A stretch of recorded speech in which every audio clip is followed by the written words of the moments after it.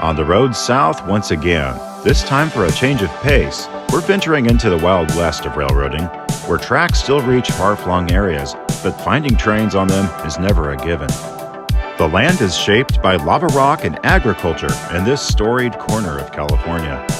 Modoc is the focus of our next few adventures.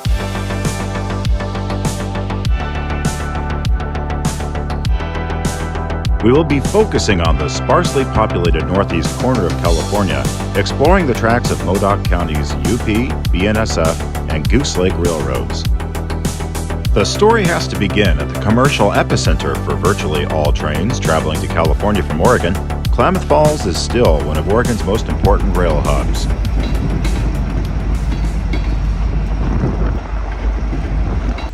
Gliding through track number 1, an inside gateway-bound BNSF freight makes use of Union Pacific's rails for the last mile before entering their own yard south of town.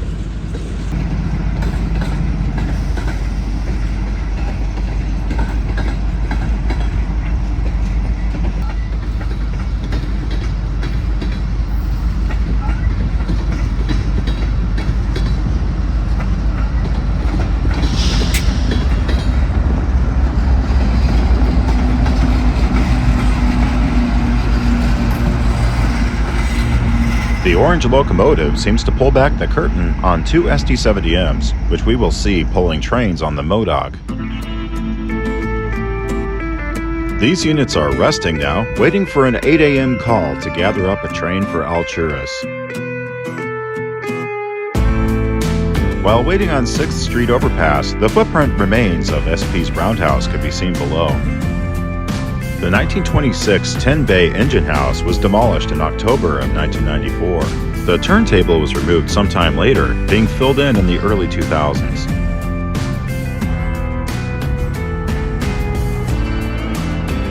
The engines have coupled to a modest consist shortly after 8 a.m. this Saturday morning. The clear skies and calm winds are a promising sign for a successful chase. The train has a full day's work ahead. After switching, a 98.8-mile journey to Alturas remains.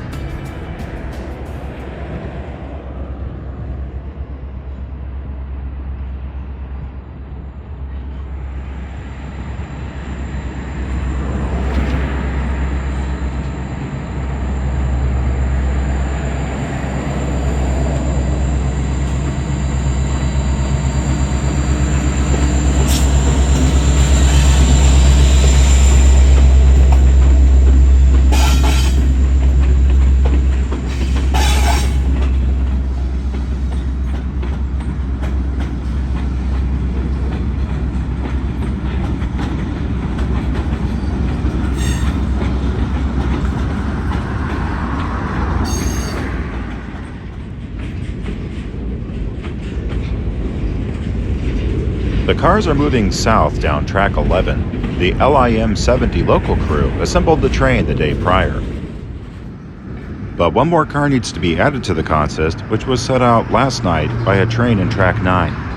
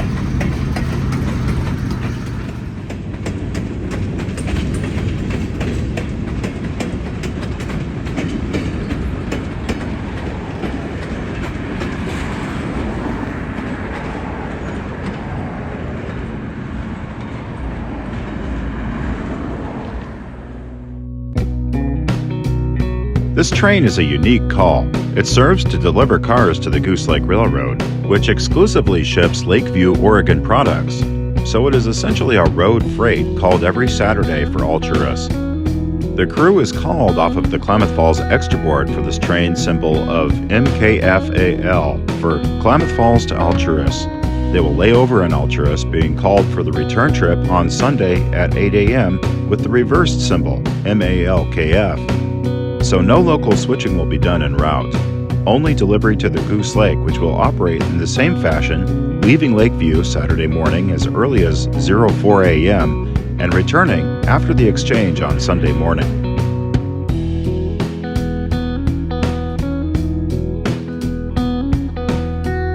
The south end of Union Pacific's yard has a lead called Texum, which ends at a control point entering the Black Butte Sub.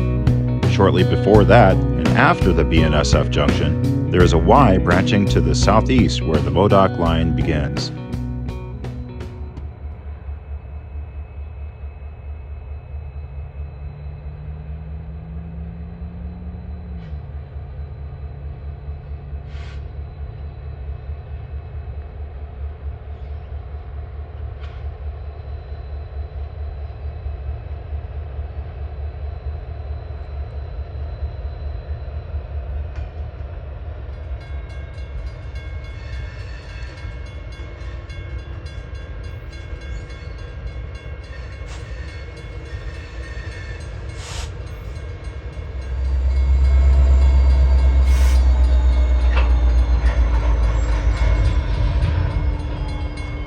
The switch is hand-thrown, so the conductor lines it back for normal position once the train is clear of Texum. He will then ride forward sufficient enough distance to perform a saw move, as railroaders call it, to shove back to retrieve him, saving valuable time.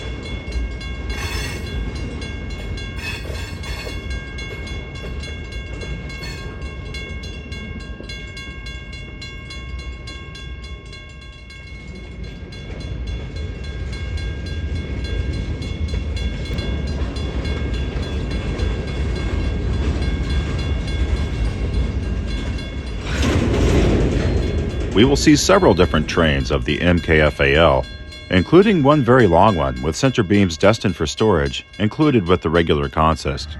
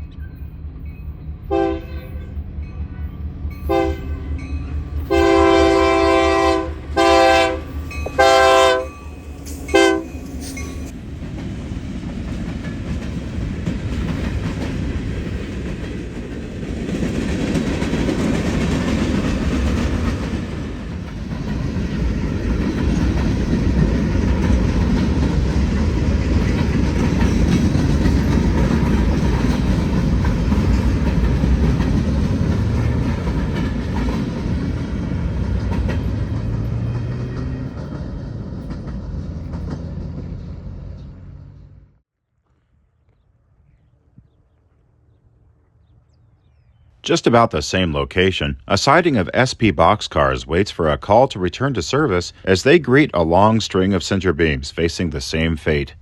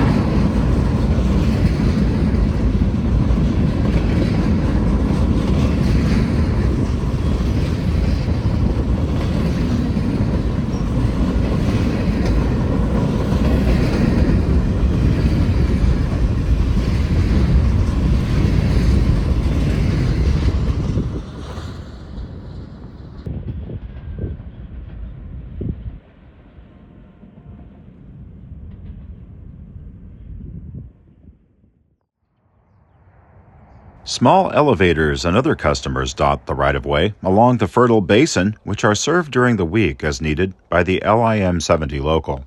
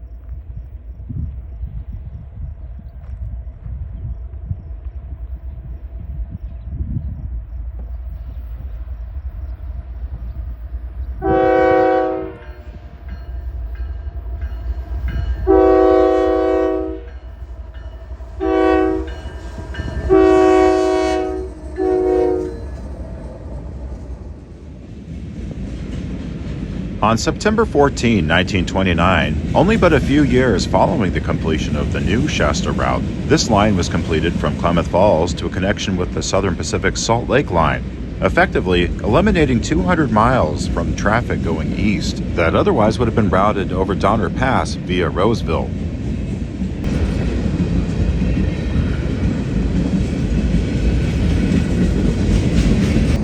Most of that mainline route today has been ripped up, truncated from its connection at Fernley, Nevada to Alturas, California. Its existence today seems to be predicated on the Goose Lake's survival, and vice versa.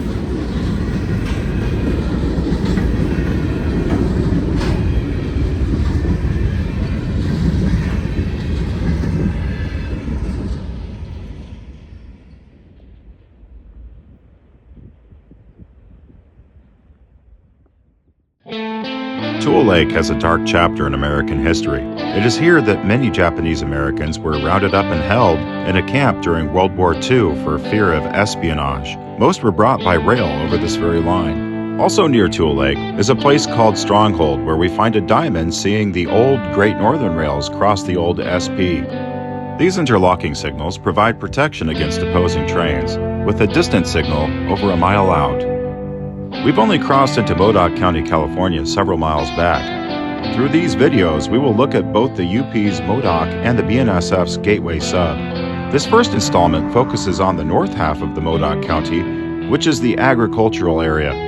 The next video will take us into the more remote and rugged area both of these lines are heading toward. It is also the northern part of the UP line that has improved track and higher speeds, but for both railroads here at the Diamond, track speed is 10 miles per hour. All the same, the steel wheels conduct a percussive symphony over the Diamond, which never gets old to me.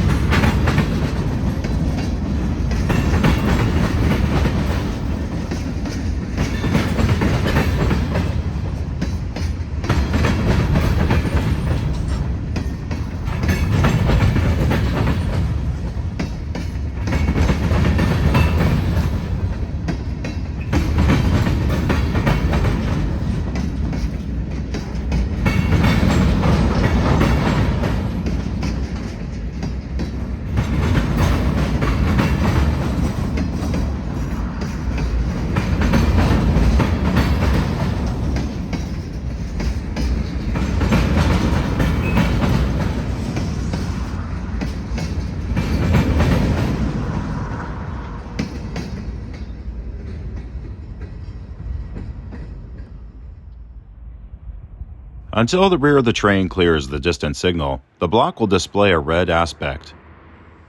And the same happens for BNSF signals on the Gateway Sub.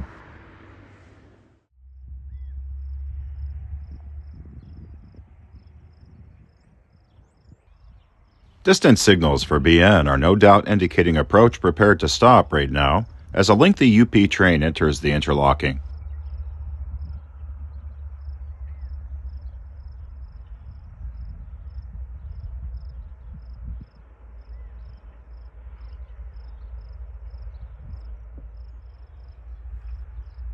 As is typical, all cars going out are empty, and all cars returning will be loaded.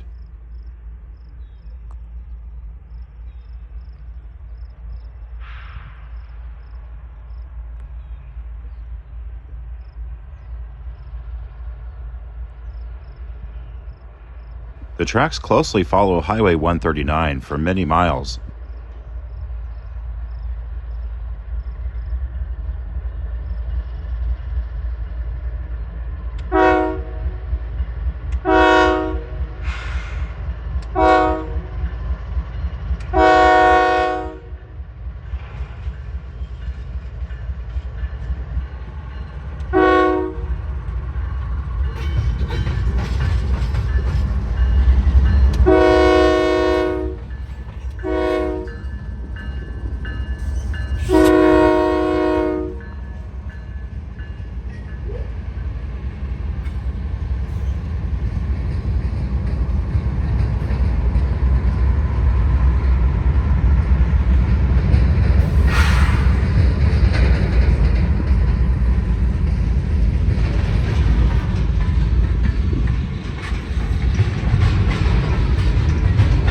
wood chip cars en route to Collins Pine Lumber Mill in Lakeview, Oregon.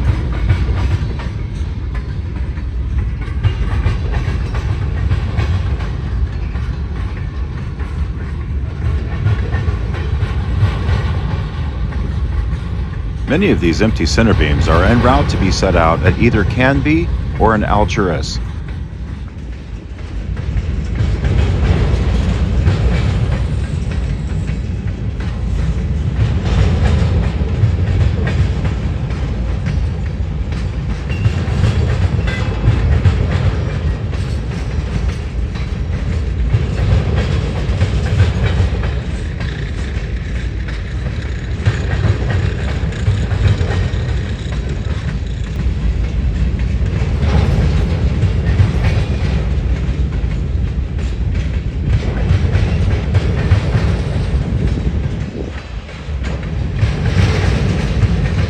The covered hoppers are en route to Emery's Perlite in Lakeview, Oregon to be filled with diatomaceous earth. And at least some of these center beams, probably at the rear of the train, are also going to Collins Pine Lumber Mill.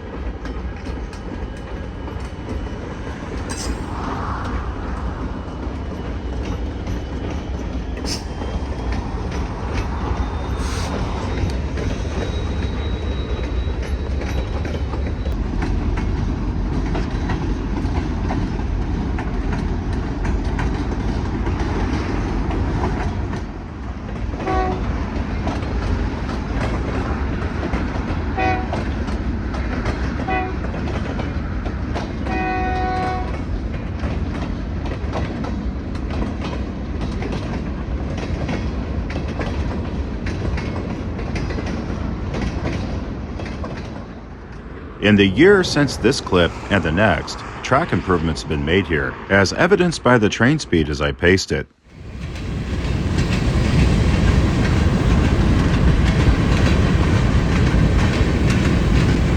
Now we're going to wish UP well on its way as we turn trackside to the Gateway Sub.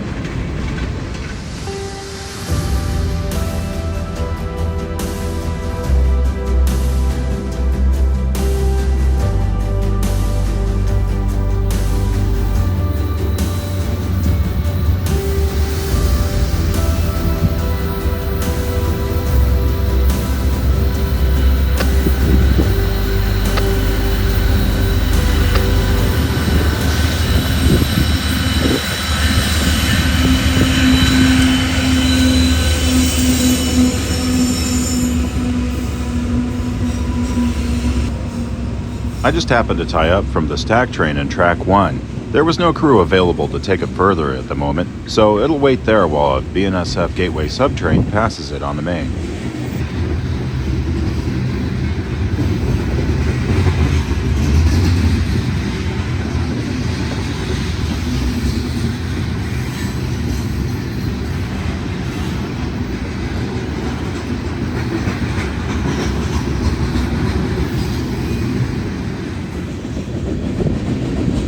These trains are mostly comprised of traffic from Washington and the Oregon Trunk headed to the San Joaquin Valley and beyond.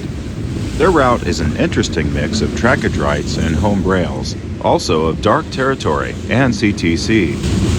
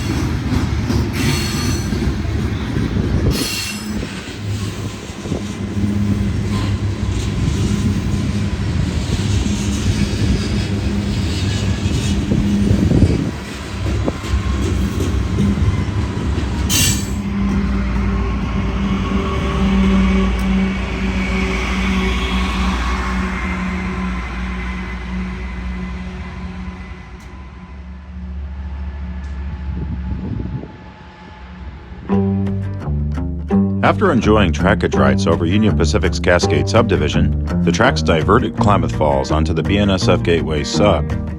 The BNSF Klamath Falls yard is only slightly smaller than UP's, however, its facilities are better, including a yard tower. The BN also has repair facilities and locomotive servicing, all things that Union Pacific has gotten rid of at Klamath Falls.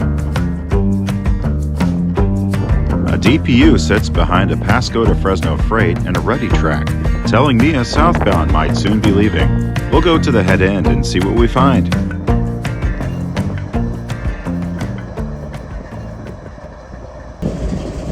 A faded KCS 4673 is a pleasant surprise, but no crew is on board just yet.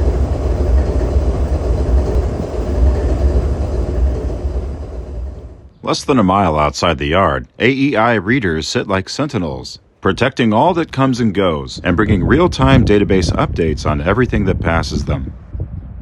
After a couple hours of waiting, headlights finally appeared. Leaving the yard tracks, the train will pull slowly at no more than 10 miles per hour until clear and on the main line.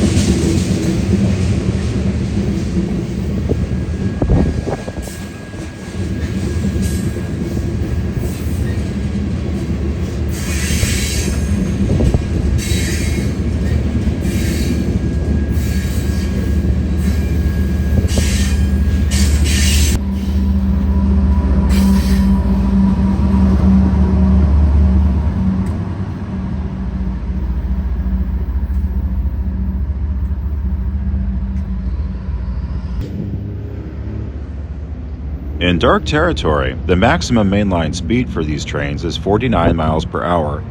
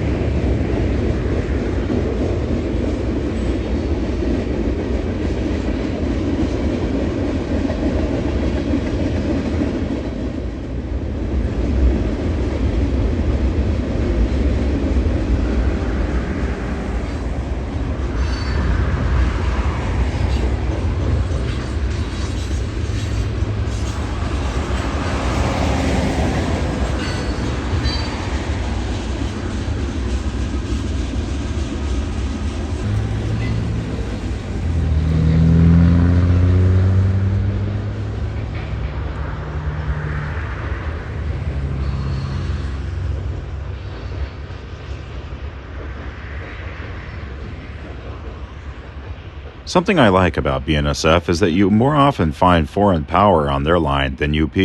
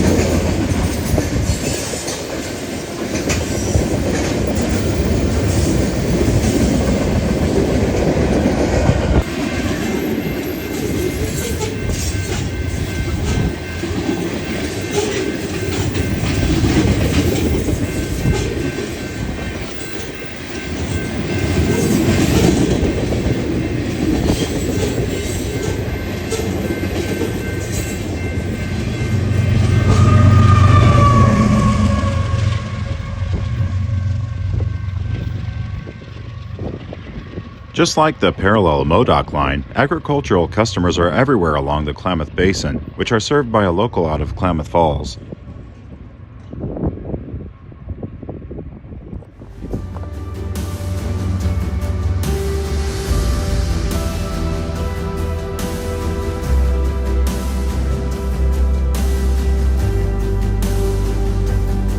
A perfectly clear September day finds a southbound manifest at Stronghold shortly after the passage of a UP NKFAO.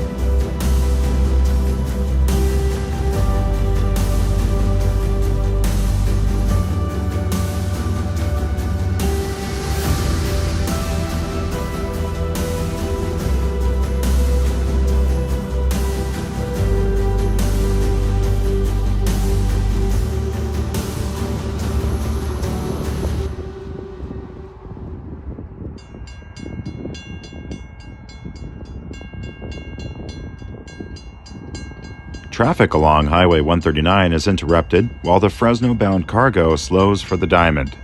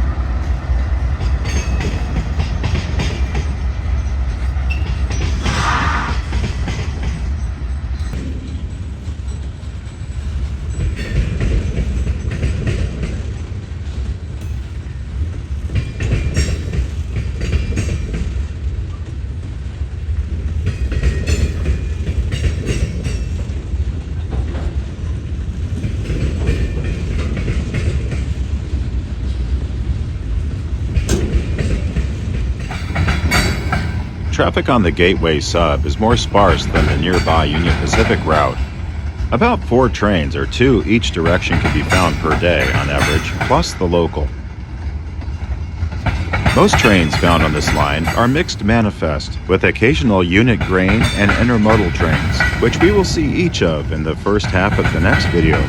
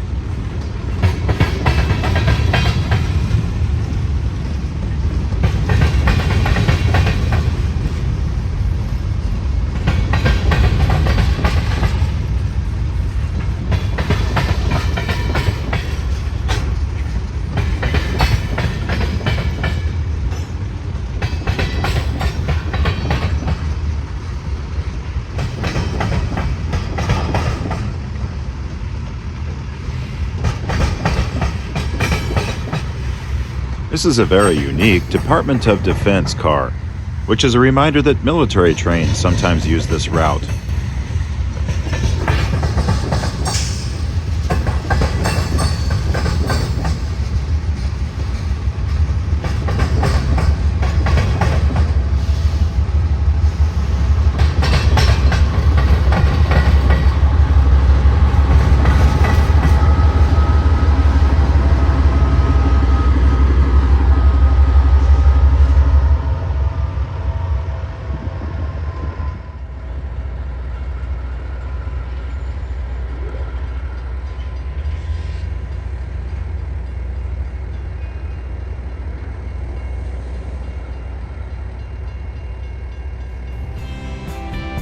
That'll do it for Modoc Part 1, but we're just getting started. We'll see the rugged territory to Alturas on the UP and the remote outposts on the way to Bieber on the BNSF in the next video.